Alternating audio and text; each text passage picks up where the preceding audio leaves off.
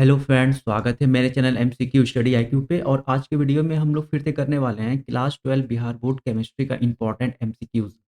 सारा का सारा प्रीवियस ईयर्स क्वेश्चंस है। तो ऐसा ही क्वेश्चन आपको देखने को मिलेगा आपके एग्जाम में। आप किसी भी साल में एग्जाम दे रहे हैं जैसे 2025 में 26 में, देखो हूबहू क्वेश्चन आपको देखने को मिलता है। बिहार बोर्ड के एग्जाम में जो ऑब्जेक्टिव क्वेश्चन रहते हैं वो मैक्सिमम रिपीटेड क्वेश्चन ही रहते हैं। तो आप टोटल वीडियो देखिए, बहुत ही ज़्यादा इंपॉर्टेंट क्वेश्चन इसमें लिए हैं। ठीक है, तो फर्स्ट क्वेश्चन करने वाले हैं। देखो फर्स्ट क्वेश्चन क्या कह रहा है, निम्न में से कौन लियोफिलिक कोलाइड है, which of the following is lyophilic colloid. देखो इसका आंसर याद रखना है, गोंद। गोंद जो होता है वो लियोफिलिक कोलाइड होता है। इसके पहले वाले सालों में, ईयर में, उन्होंने पूछा था कि दूध क्या होता है। तो याद रखना, ये जो दूध है ये पायस होता है। जो मेरा पूरा पीछे वाला वीडियो देखे उन्हें पता होगा ये दूध कैसा होता है, पायस होता है। इमल्सन बोलते हैं इसको इंग्लिश में। क्या बोलते हैं, इमल्सन बोलते हैं। अच्छा, कभी-कभी हिंदी में भी इमल्सन लिखा मिल जाता है, तो आपको दोनों नाम, हिंदी वालों को भी पायस और इमल्सन दोनों याद रखना है। तो दूध के बारे में पूछा है, दूध क्या होता है इसके पहले वाले एग्जाम में, तो ये पायस होता है। और गोंद क्या होता है, वो लियोफिलिक कोलाइड होता है। तो दोनों बहुत इंपॉर्टेंट, आपको दोनों में स्टार मार करके याद कर लेना है। सेकंड क्वेश्चन करते हैं, निम्न में से कौन सी धातु प्रचुर मात्रा में भूपर्पट्टी में पाई जाती है, which of the following metal found in abundance in earth crust. बच्चों यहाँ देखो मेटल के बारे में पूछा हुआ है। ठीक है, यहाँ क्या कर रहा है ना, धातु के बारे में पूछ रहा है, कौन सी धातु। तो याद रखना है, सबसे प्रचुर मात्रा में पाए जाने वाली धातु है वो है एल्युमिनियम। अब दो तरह का क्वेश्चन पूछता है, एक तो धातु के बारे में पूछता है और एक डायरेक्ट आपसे पूछ देगा तत्व, कि कौन सा तत्व या कौन सा एलिमेंट जो है वो सबसे ज़्यादा पाया जाता है। ठीक है, कौन सा एलिमेंट। और सबको पता है कि एलिमेंट दो टाइप के होते हैं मेनली। एक होते हैं मेटल यानी धातु, और एक होता है कैसा, नॉन मेटल। ठीक है, नॉन मेटल। अगर आपसे पूछा कि तत्व, एमिटियल, ठीक है, एक होता है धातु और एक होता है अधातु। और धातु, ठीक है। तो अब देखो यहाँ पे पूछ रहा है धातु कौन सा है, तो धातु एल्युमिनियम कैसा होता है, धातु होता है। अगर आपसे सिर्फ पूछता तत्व कौन सा है, कौन सा तत्व पृथ्वी की भू प्रॉपर्टी पे सबसे प्रचुर मात्रा में पाया जाता है, तो आपको कुछ क्रम याद रख लेना है। जैसे सबसे ज्यादा अगर पाया जाता है वो है ऑक्सीजन। ऑक्सीजन, ठीक है, ऑक्सीजन। अगर ऑक्सीजन का परसेंटेज की बात करें तो ये 46.6% में भू प्रॉपर्टी में पाया जाता है। तो सबसे ज़्यादा तत्व कौन सा है, ऑक्सीजन। और ऑक्सीजन कैसा है, तो नॉन मेटल है, गैस होता है ऑक्सीजन। ठीक है, ऑक्सीजन कैसा है, तो अधातु है। याद रखना, अगर पूछा सबसे ज़्यादा तत्व कौन सा पाया जाता है, एलिमेंट कौन सा पाया जाता है, तो हो जाएगा ऑक्सीजन। सेकंड नंबर बात करते हैं यहाँ पे, इसका जो सेकंड है, यहाँ पे आपको हो जाएगा सिलिकॉन। सिलिकॉन यानी ऑक्सीजन के बाद सिलिकॉन, और सिलिकॉन भी कैसा है, तो अधातु है। सिलिकॉन, और सिलिकॉन का परसेंटेज रहे तो बस आपको पहला और तीसरा याद रखना। ऑक्सीजन सबसे ज़्यादा पाया जाता है 46.6% में, और उसके बाद थर्ड नंबर पे आपका आता है एल्युमिनियम। एल्युमिनियम क्या है, तो धातु। तो सबसे पहला धातु कौन पाया जाता है, तो एल्युमिनियम, और इसका परसेंटेज याद रखना है 0.89%। सबसे ज़्यादा तत्व अगर पूछा एग्जाम में, दो तरह का क्वेश्चन पूछता है, एक सबसे ज़्यादा तत्व के बारे में पूछता है तब हो जाएगा वहाँ ऑक्सीजन। अगर पूछा जाए सबसे ज़्यादा धातु कौन पाया जाता है अर्थ क्रस्ट पे, तब हो जाएगा एल्युमिनियम, जो कि 8.09%। बहुत इंपॉर्टेंट क्वेश्चन है ये। इस क्वेश्चन में जो है वो लड़के स्टूडेंट लोग कंफ्यूज करके अब यहाँ पर भी क्या करते हैं ना, धातु मेटल पूछा है तो ऑक्सीजन ही टिक कर देते हैं, जबकि ऑक्सीजन कैसा है, नॉन मेटल है। और सबसे ज़्यादा अगर पूछा जाए कि पृथ्वी पे कौन सा तत्व पाया जाता है, कौन सा एलिमेंट पाया जाता है, तब ऑक्सीजन सही होगा। लेकिन यहाँ आपको धातु के बारे में पूछ रहा है, मेटल के बारे में पूछ रहा है, तब एल्युमिनियम यहाँ सही होगा। थर्ड नंबर पे आता है ये। बहुत इंपॉर्टेंट क्वेश्चन है, वीवीआई लगा के रखना है, बहुत इंपॉर्टेंट क्वेश्चन है। थर्ड कटे, निम्नलिखित में से कौन सा सबसे शक्तिशाली ऑक्सीकारक पदार्थ है, which of the following is the most powerful oxidising agent. देखो ये पांचवी बार ये क्वेश्चन पूछा हुआ है, 5 बार ये क्वेश्चन पूछा है, बहुत बार, मतलब 15 16 17 18 लगातार पूछ ही रहा है ये क्वेश्चन। सबसे ज्यादा ऑक्सीकारक तत्व कौन सा है, पावरफुल ऑक्सीडाइजिंग एजेंट, तो याद रखना F2 फ्लोरीन। ठीक है, फ्लोरीन गैस जो होता है वो सबसे ज्यादा पावरफुल ऑक्सीडाइजिंग एजेंट रहता है। इसे भी आपको स्टार मार्क करके रखना है, बहुत इंपॉर्टेंट देखने को मिलेगा आपको एग्जाम में। पूछ रहा है ये किसका सामान्य सूत्र वाले यौगिक को कहते हैं, what is the compound with general formula ये। देखो पहले वाले वीडियो में बताया, ये भी, इस पे भी आपको स्टार मार्क करके रखना है। देखो याद रखना है, CnH2n+2। देखो ये है सिंगल बॉन्ड वाले, इसे बोलते हैं एल्केन। क्या बोलते हैं, एल्केन।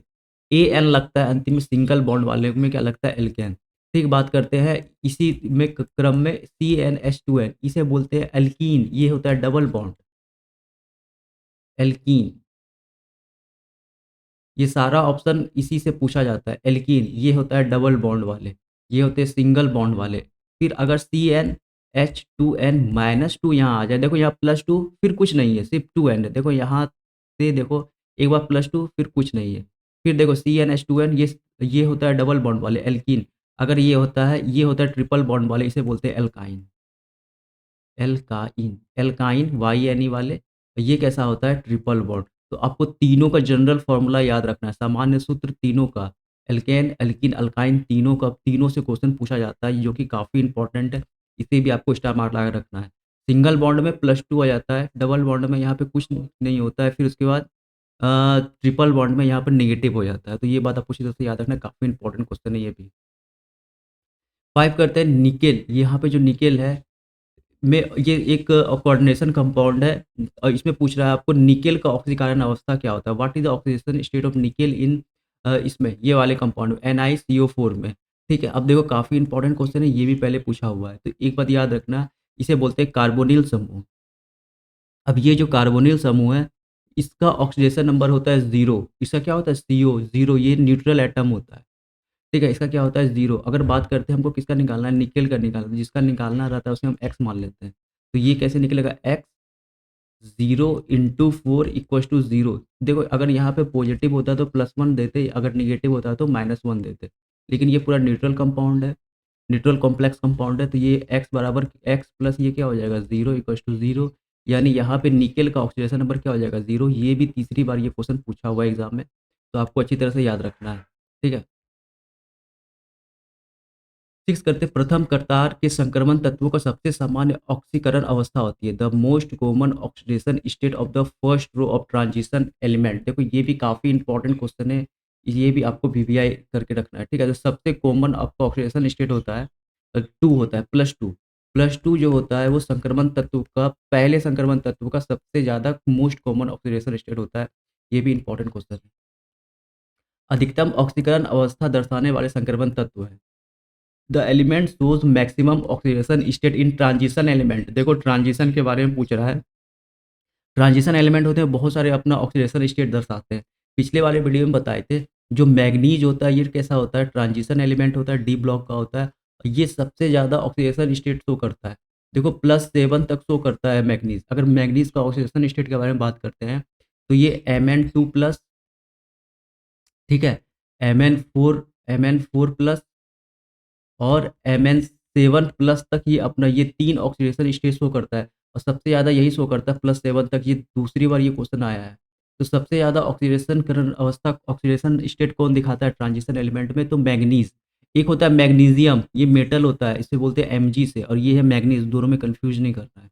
इसे बोलते हैं मैग्नीशियम, ये Mg2+, एक ही ऑक्सीडेशन स्टेट ये शो करता है, सेकंड ग्रुप का है। ये कैसा है, मेटल है ये, एस ब्लॉक एलिमेंट का ये मेटल होता है। तो इन दोनों में कन्फ्यूज़न नहीं करना है।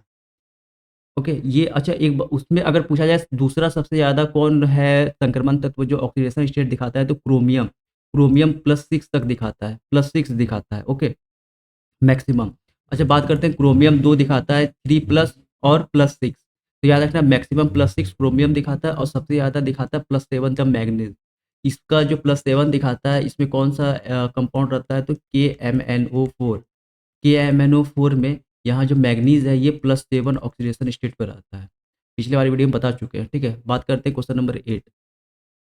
ये भी क्वेश्चन इंपॉर्टेंट है। संक्रमण तत्वों की परिवर्तनशील ऑक्सीकरण संख्या के कारण होते हैं।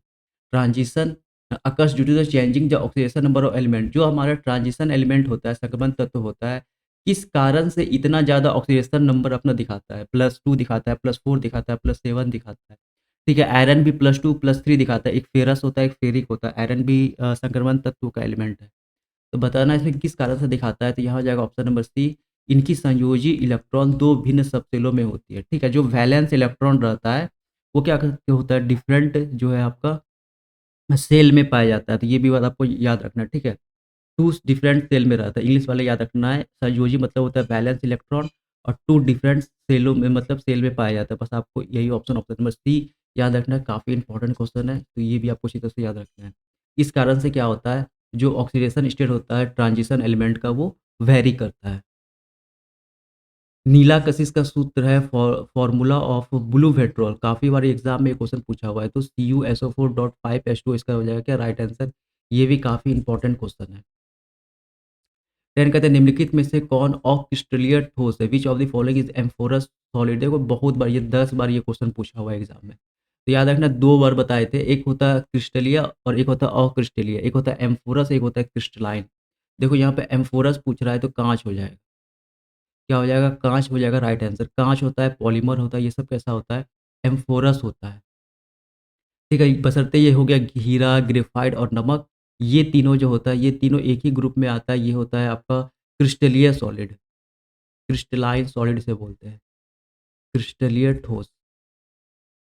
ठीक है, अब बात काँच जो होता है वो कैसा होता है? एम्फोरस होता है और क्रिस्टल, बहुत बार ये क्वेश्चन आया हुआ है एग्ज़ाम में। तो ऑप्शन नंबर सी हो जाएगा यहाँ क्या हमारा राइट आंसर। बात करते हैं क्वेश्चन नंबर 11 का, निम्नलिखित में से किसका हिमांक अवनमन अधिकतम होगा? Which of the following will have the maximum depressing freezing point? देखो डिप्रेशन इन फ्रीजिंग पॉइंट सबसे ज़्यादा किसका होगा? जिसका आई यानी want of factor, want of गुणक का वैल्यू क्या होगा? ज़्यादा होगा। अब आई का वैल्यू कैसे ज़्यादा होगा? तो जिसका नंबर ऑफ आयन्स ज़्यादा होगा, जिसमें नंबर्स ऑफ आयन्स ज़्यादा होगा उसी का आई क्या होगा? ज़्यादा होगा। देखो ऑप्शन नंबर ए यहाँ सही हो जाएगा।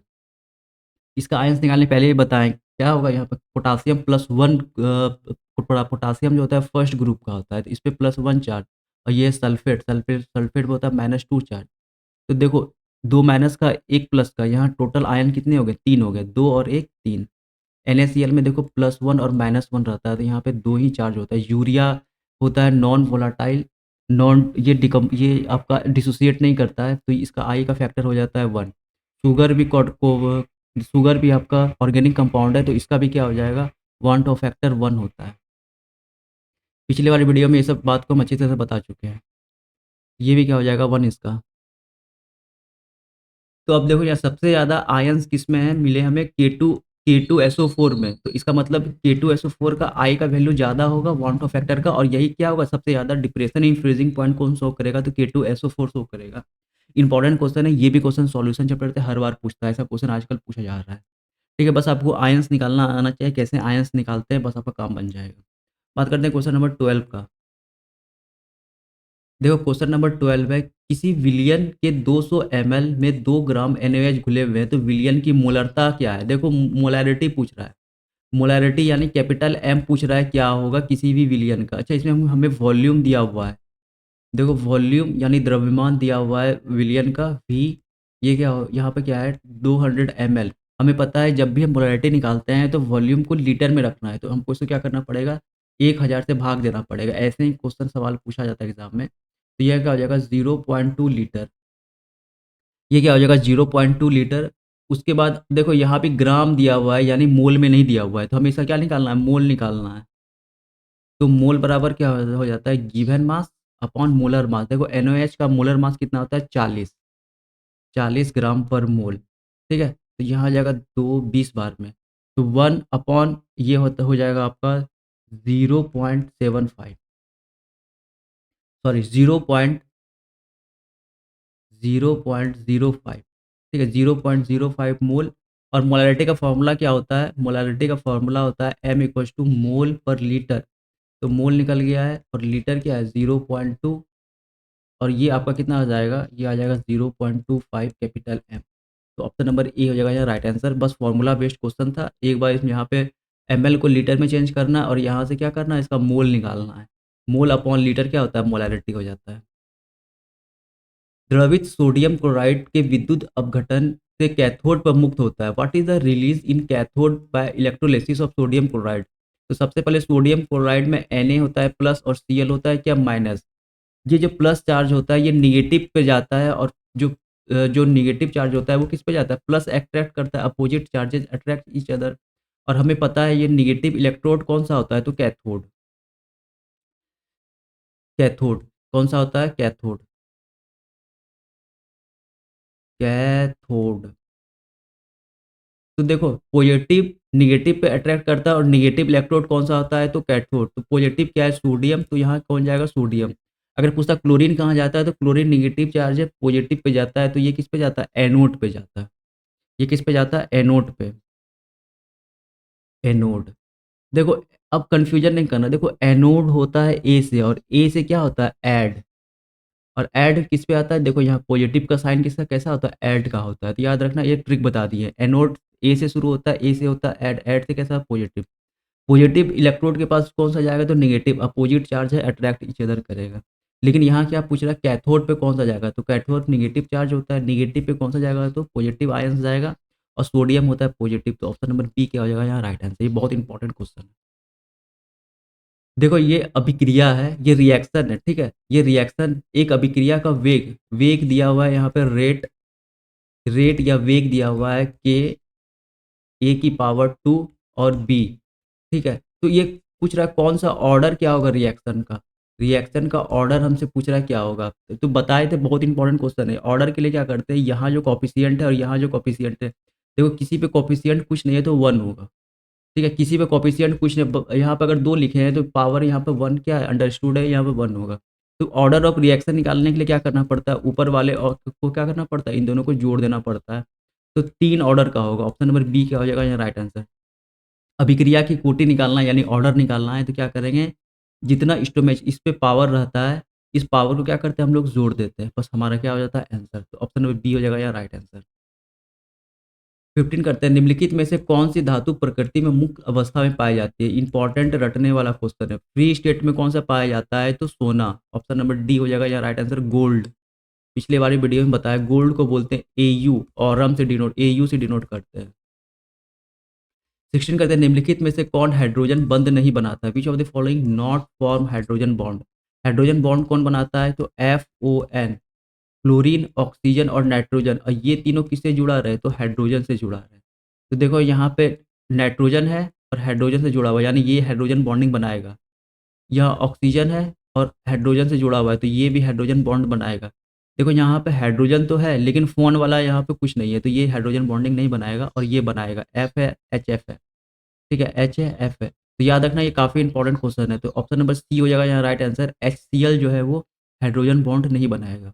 बनाने का तरीका बता दिए, FON लिख लेना है और यहाँ पे H लिख लेना है। यही चारों मिलकर क्या करता है, हाइड्रोजन बॉन्ड का निर्माण करता है। 17 करते हैं, हीलियम का मुख्य स्रोत है। देखो ये भी क्वेश्चन 2 से 3 बार रिपीट किया हुआ है। तो बताए, देखो हीलियम का मुख्य स्रोत सारी किताब में हवा जो है वो ऑप्शन टिक किया हुआ है। लेकिन ये चारों होता है, ये चारों से हीलियम मिल सकता है, लेकिन हवा और मोनाजाइट ये दोनों इंपॉर्टेंट होगा। तो इन दोनों में कोई सा भी अगर आप टिक कर दोगे तो आंसर सही ही मानेगा वो एग्जामिनर। ठीक है, हवा नहीं तो मोनाजाइट। ये मोनाजाइट क्या, तो अयस्क होता है जहाँ से हमें क्या मिलता है, हीलियम मिलता है। तो यहाँ देखो ऑप्शन नंबर ए भी सही होगा और सी भी सही होगा।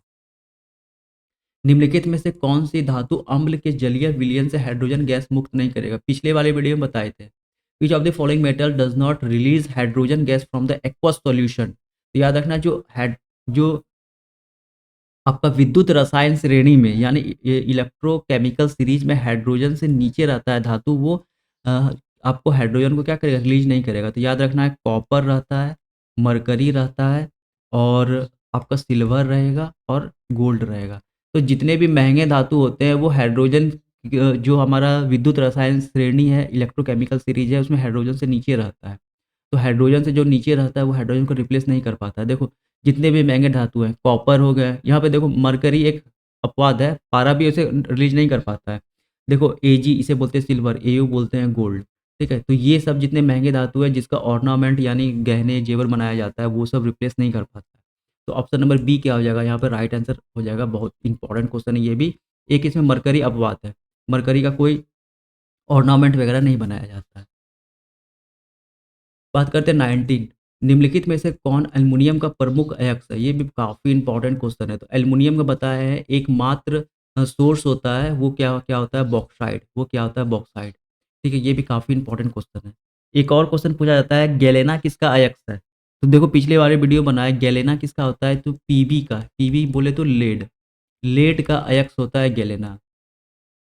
लेड का अयस्क क्या होता है, गैलेना। आपको ये भी इंपॉर्टेंट क्वेश्चन है, ये भी याद रखना है। कॉपर पैराइट का सूत्र है, आज का लास्ट क्वेश्चन है ये, 20 क्वेश्चंस का। देखो काफ़ी इंपॉर्टेंट ये जो आपको प्लेलिस्ट है प्रीवियस ईयर्स केमिस्ट्री का, उसमें पूरा बिहार बोर्ड में जो 17-18 साल में जितने भी क्वेश्चन पूछे हुए हैं ऑब्जेक्टिव, वो सारा क्वेश्चन करवा दिए। तो आप सारा वीडियो जाके देखिए, 100% इसी से क्वेश्चन फंस जाएगा। टोटल क्वेश्चन आप कर जाइए, करीबन 350-400 के आसपास एमसीक्यूज़ है, जो कि सारा का सारा प्रीवियस ईयर्स का है। तो आप जाके देख लीजिए ये पूरा सीरीज़ 10 वीडियो के आसपास होगा, ठीक है? 10 वीडियो के आसपास होगा, तो आप टोटल वीडियो जाके देख लीजिए, बहुत फ़ायदा करेगा एग्ज़ाम में। टोटल का टोटल आप 35 क्वेश्चन आप आराम से कर सकते हैं। देखो कॉपर पेराइट का सूत्र क्या होता है, पिछली वाले वीडियो में बताए थे। CuFeS2 ऑप्शन नंबर बी हो जाएगा यहाँ राइट आंसर CuFeS2। अब ऑप्शन का टेंशन मत लेना, सारा ऑप्शन जो है मिलाया हुआ है, क्योंकि बुक वगैरह में गलत ऑप्शन भी दिया हुआ है, लेकिन हम क्या करते हैं टोटल का गूगल से मिलाते हैं या और एनसीईआरटी बुक से मिलाते हैं, तो 100% ऑथेंटिक सॉल्यूशन है आपका, तो टेंशन मत लेना कि सॉल्यूशन सही है गलत है। और आप भी क्रॉस चेक कर सकते हैं किसी भी डाउट लगा तो। जैसे इसी का कॉपर पेराइट का सूत्र अगर गूगल पे सर्च करोगे तो यही आता है, लेकिन बुक में क्या किया है गलती बताकर ऑप्शन नंबर डी डाल दिया है, तो हम टोटल ऑप्शन चेक करते हैं पहले। ठीक है? तो ऑप्शन नंबर यहाँ क्या हो जाएगा, याद रखना CuFeS2 हो जाएगा हमारा राइट आंसर। इसका कॉपर पेराइट का सूत्र होता है और काफ़ी इंपॉर्टेंट क्वेश्चन है, 100% एग्ज़ाम में पूछेगा ये क्वेश्चन। ठीक है, तो देखो आज की वीडियो में इतना ही रखते हैं, 20 क्वेश्चंस का सीरीज़ चल रहा है, तो काफ़ी इंपॉर्टेंट है। ठीक है? तो मिलेंगे अगले वीडियो में, तब तक के लिए thank you, all the best.